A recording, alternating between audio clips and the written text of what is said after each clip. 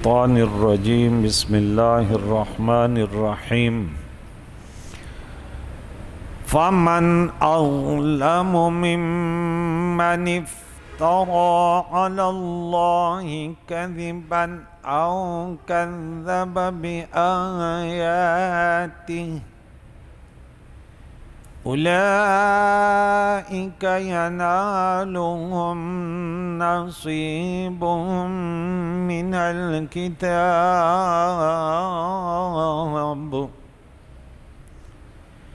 حتى إذا جاءتهم رسلنا يتوفونهم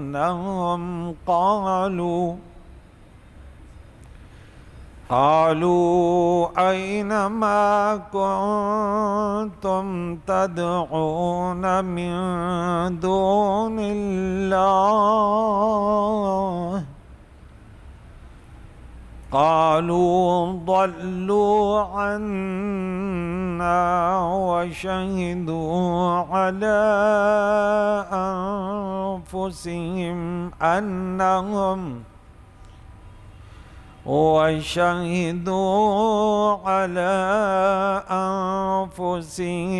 أنهم كانوا كافرين صدق اللہ العظیم۔ سورہ اعراف 36 آیتیں ہو گئی۔ یہاں سے رب کریم نے فرمایا فمن اظلم ممن افترا علی اللہ کذبا او کذب بآیاتہ، بس اس شخص سے بڑا ظالم کون ہوگا؟ کوئی نہیں ہے۔ ممن افترا علی اللہ کذبا، جو اللہ پر جھوٹ گھڑے، اللہ پر جھوٹ باندھے، اللہ کی طرف جھوٹ کی نسبت کرے، اللہ پر بہتان باندھے اور اللہ کی آیاتوں کو جھٹلائے۔ اولئک ینالہم نصیبہم من الکتاب، ان لوگوں کو کتاب کے مطابق ان کا حصہ ملتا رہے گا۔ حتیٰ اذا جاءتم، یہاں تک کہ آئے ان کے پاس رسولنا، ہمارے فرشتے موت کے، یتوفونہم، کہ ان کے روحوں کو قبض کریں، کہ انہیں موت دے۔ قالوا این ما کنتم تدعون، تو وہ پوچھیں گے بتاؤ کہاں ہیں تمہارے وہ معبود جن کو تم اللہ کو چھوڑ کر پوچھتے تھے، اپنے مشکلوں میں پکارتے تھے۔ قالوا ضلوا عنا، تو یہ ظالم کہیں گے وہ ہم سے گم ہو گئے۔ وشہدوا علی انفسہم، اپنے نفسوں کے خلاف گواہی دیں گے کہ انہم کافرین، کہ بے شک یہ کافر تھے، یہ کفر کرتے تھے۔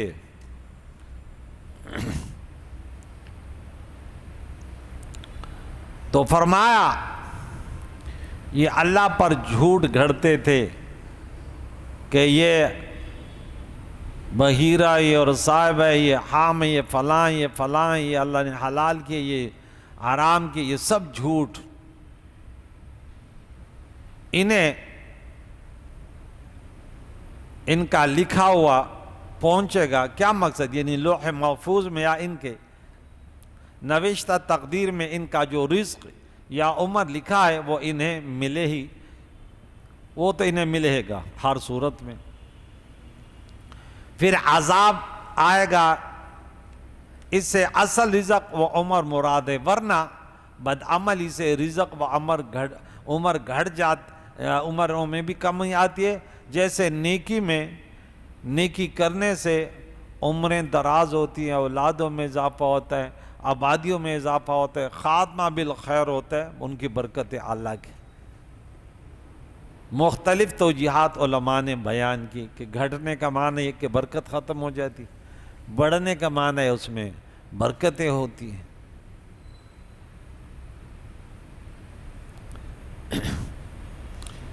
تو یہاں جب ان کے پاس ہمارے رسول یعنی بھیجے ہوئے، ان سے کیا مراد ہے؟ فرشتے یعنی موت کے، تو اسے دو باتیں معلوم ہوئی، یہ رسول سے انبیاء مراد نہیں ہیں۔ دو باتیں معلوم ہیں، ایک یہ کہ جان نکالنے کے لیے صرف ملک الموت، موت کا فرشتہ ملک الموت نہیں آتا، بلکہ ان کے ساتھ ان کے ماتحت فرشتے اور بھی آتے ہیں۔ ملک الموت جو سورہ سجدہ میں 11 نمبر آیت میں قُلْ يَتَوَفَّاكُمْ مَلَكُ الْمَوْتِ الَّذِي أُوكِّلَ بِكُمْ، تمہیں موت وہ فرشتہ دیتا ہے جو تم پر مامور کیا گیا ہے۔ اور ماتحتوں کا آنا اس آیت سے معلوم ہے جو ابھی ہم نے پڑھی کہ یہاں پہ جمع ہے، کہ جب ان کے پاس ہمارے فرشتے یعنی موت نکال دینے والے، ان کی روح قبض کرنے والے۔ دوسرا مسئلہ یہ کہ یہ جان نکالنے والے فرشتے بیک وقت ہر جگہ پہنچ کر مرنے والوں کی جان نکال لیتے ہیں، تو ایک وقت میں چند جگہ موجود ہونا یہ اللہ کی قدرت ہے کہ یہ ملک الموت کہاں تک پہنچ جاتا ہے۔ جہاں بھی انسان مر رہا ہوتا ہے وہیں پہ ملک الموت حاضر ہوتا ہے، اور ان سے کہتے ہیں کہ کہاں ہے وہ جن کو تم اللہ کے سوا پوجتے تھے؟ یہ سوال مشرکین سے ان کے بتوں کے متعلق ہوگا۔ مومن کی مدد موت کے وقت ضرور ہوتی ہے لیکن کافروں کی نہیں، اس لیے آگے فرمایا کہ یہ کانو کافرین، یہ کافر تھے۔ مسلمانوں کو حکم ہے کہ مرنے والے کے پاس بیٹھ کر کلمہ پڑھے تاکہ اسے کلمہ یاد آئے، یہ مومنوں کی مدد ہے۔ مومنوں کے لیے بہت سارے فائدے ہوتے ہیں ان کے لواحقین کے طرف سے، لیکن کافروں کے لیے کچھ نہیں ہوتا، وہ حیران اور پریشان اور کہتے ہیں کہ کاش ہمیں دوبارہ دنیا میں بھیجا جائے۔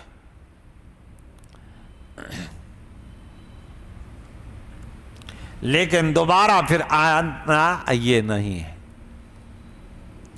یہاں جو کتاب سے کہ انہیں جو ملے گا وہ کتاب میں ہے، اس کی تھوڑی تفسیر۔ اگر کتاب سے مراد لوح محفوظ ہو تو اس آیت کا معنی ہے کہ اللہ تعالیٰ نے لوح محفوظ میں ان کافروں کے لیے جتنا عذاب لکھ دیا تھا ان کو وہ عذاب مل کر رہے گا۔ یہ تفسیر ابو صالح اور حسن سے مروی ہے۔ بعض علماء اس کی ایسی تفسیر کرتے ہیں کہ جو قرآن میں ہے وَيَوْمَ الْقِيَامَةِ تَرَى الَّذِينَ كَذَبُوا عَلَى اللَّهِ وُجُوهُهُمْ مُسْوَدَّةٌ، کہ جن لوگوں نے اللہ پر جھوٹ باندھا تھا آپ قیامت کے دن ان کے منہ دیکھیں گے کہ وہ کالے ہوں گے۔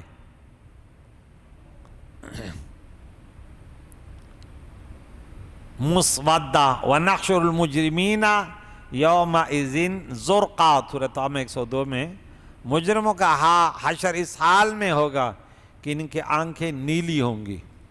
يُعْرَفُ الْمُجْرِمُونَ بِسِيمَاهُمْ فَيُؤْخَذُ بِالنَّوَاصِي وَالْأَقْدَامِ، اس دن مجرم اپنی صورتوں سے پہچانے جائیں گے، ان کے پیشانی کے بالوں اور پاؤں سے پکڑے جائیں گے۔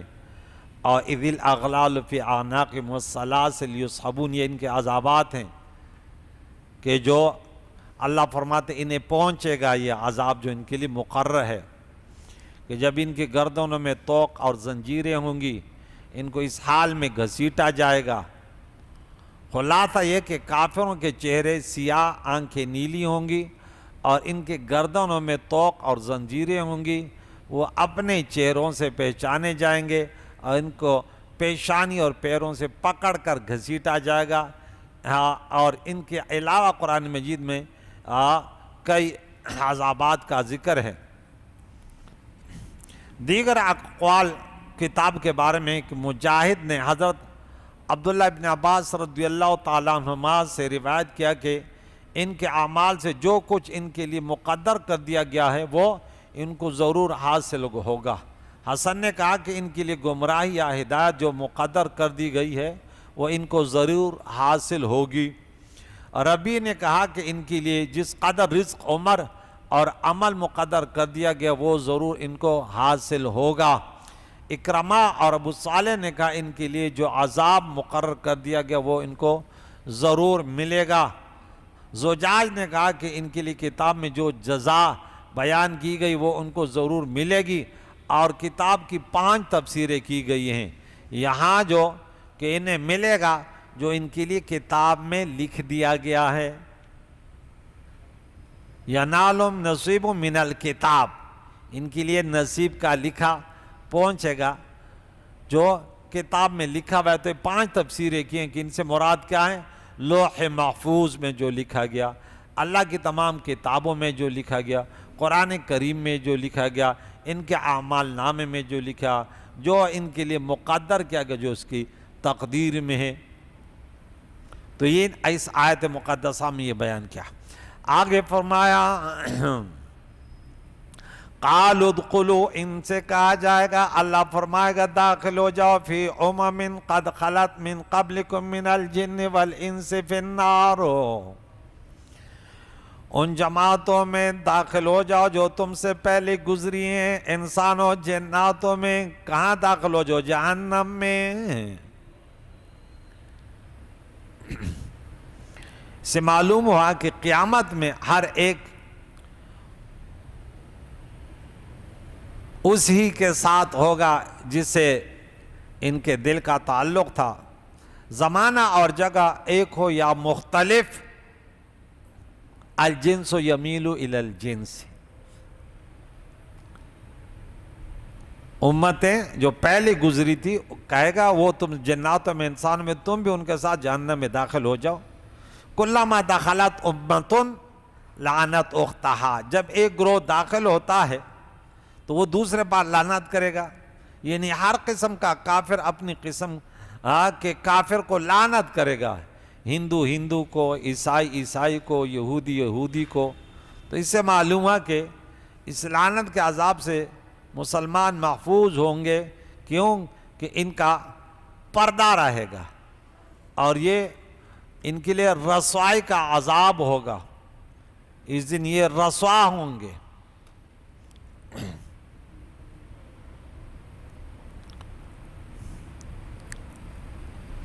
تو ایک دوسرے پر لعنت کریں گے، مشرکین مشرکین پر لعنت کریں گے، اسی طرح یہود یہودی پر لعنت کریں گے، نصارہ نصارہ پر کہیں گے۔ پھر فرمایا تو پہلے والے جو ہے حتی اذا ادارکوا فیہا جمیعا، یہاں تک کہ سب اس میں جہنم میں جمع ہو جائیں گے۔ اور قالت اخراہم لاولاہم، تو پہلی پچھلے والے پہلوں سے کیا کہیں گے؟ قالت اخراہم، کہیں گے بعد والے، لاولاہم اپنے پہلے والوں کو کہ ربنا ہؤلاء اضلونا، یا اللہ اے ہمارا انہوں نے ہمیں گمراہ کیا، فآتہم عذابا ضعفا من النار، انہیں آگ کا دگنا عذاب دے۔ قال لکل ضعف، اللہ فرمائے ہر ایک کے لیے دگنا ہے، ولکن لا تعلمون، لیکن تمہیں علم نہیں ہے۔ یہاں ضعف کے معنی میں کیا تشریح ہے؟ ہر ایک کے لیے کیا ضعف ہے؟ ضعف کا معنی کیا ہم نے کیا؟ دگنا، کیونکہ ضعف کا اکثر استعمال اسی معنی میں ہوتا ہے۔ علامہ حسن بن محمد رابع اصفہانی نے لکھا کہ ضعف کا معنی شے اور اس کی مثل ہے۔ 10 کا ضعف جو ہے وہ 20 ہے، اور 100 کا ضعف دگنا وہ 200 ہے۔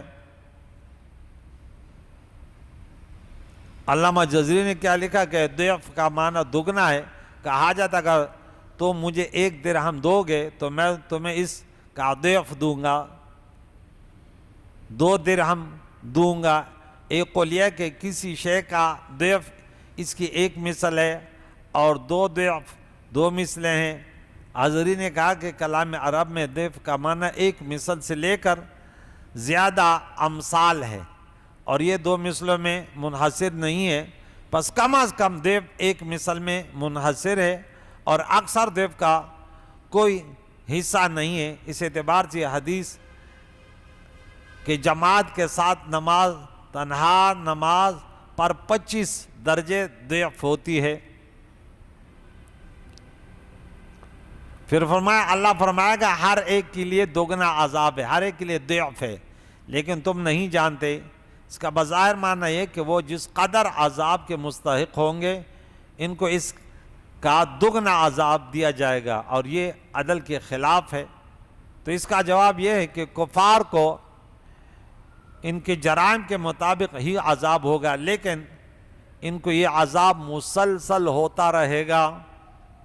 مثلا ان کو درد کی ایک کیفیت لاحق ہوگی، اس کے بعد پھر اس کی مثل لاحق ہوگی، اور پھر اس کی مثل لاحق ہوگی، اور یہ سلسلہ مسلسل جاری رہے گا۔ اس لیے فرمایا ہر ایک کے لیے دگنا عذاب ہے۔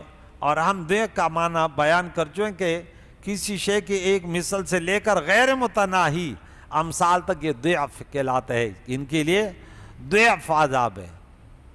اب کتنا ضعف ہے یہ اللہ جانتا ہے۔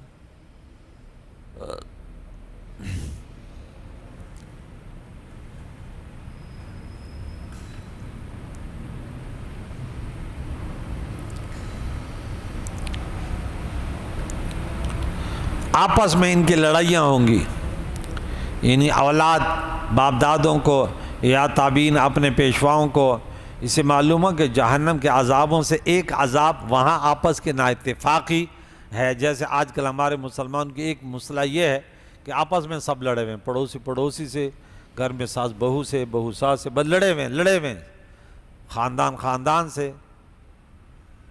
یہ بھی ایک عذاب ہے۔ جہنم میں کافروں کو یہ عذاب ہوگا، اور جنتی جو ہے وہ متفق رہیں گے، متحد رہیں گے، مسکراتے رہیں گے، کیونکہ وہاں کینہ بغض وغیرہ نہیں ہوگا۔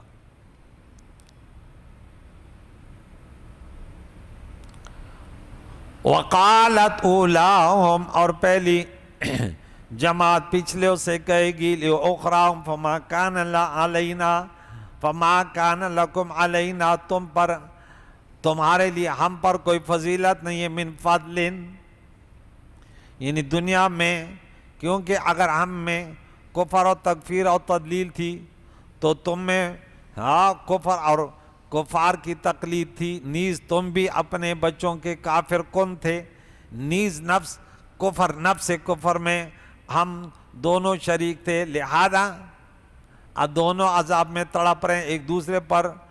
عذاب کے لیے اللہ سے وہ کہتے ہیں کہ اللہ انہیں دگنا عذاب دے دیں، فذوقوا العذاب بما کنتم تکسبون، تو چکو عذاب بدلہ اس کا جو تم کرتے تھے، یعنی تم اپنے کیے کا مزہ چکو، ہم اپنے کیے کا۔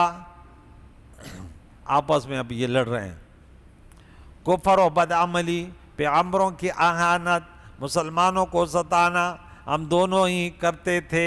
اسے معلوم ہوا کہ کفار کے ناسمجھ بچے وہ جہنم میں نہیں جائیں گے، انہوں نے تو نہیں کیا نا، بچے تو بچے ہوتے، لیکن ان بڑوں کو ان کی یہ حالت ہوگی کہ جنہوں نے اللہ کے دین کو چھوڑ کر اپنا دین بنا لیا، اور اپنے بڑوں کے باپ یوں کہتا تھا، دادا یوں کہتا، قرآن و حدیث پیارے نبی کی شریعت کی مخالفت کرتے تھے، تو ان کے لیے عذاب ہے۔ آگے پھر پڑھیں گے کہ ان کا جنت میں جانا کتنا ناممکن ہے، تو پھر یہ کل پڑھیں گے کہ لا يدخلون الجنت حتی یلج الجمل فی سم الخیاط، کہ ان کا داخل ایسے ناممکن ہے کہ جیسے اونٹ کا سوئی کے ناک کے میں داخل ہونا ناممکن ہے۔ رب کریم سے دعائے قرآن مجید فرقان حمید کے تعلیمات سے ہم سب کو بہرامند فرمائیں، اور اس کو سن کر اس پر عمل کرنے اور پھر دوسروں تک پہنچانے کے لیے اللہ تعالیٰ ہم سب کو توفیق عطا فرمائے۔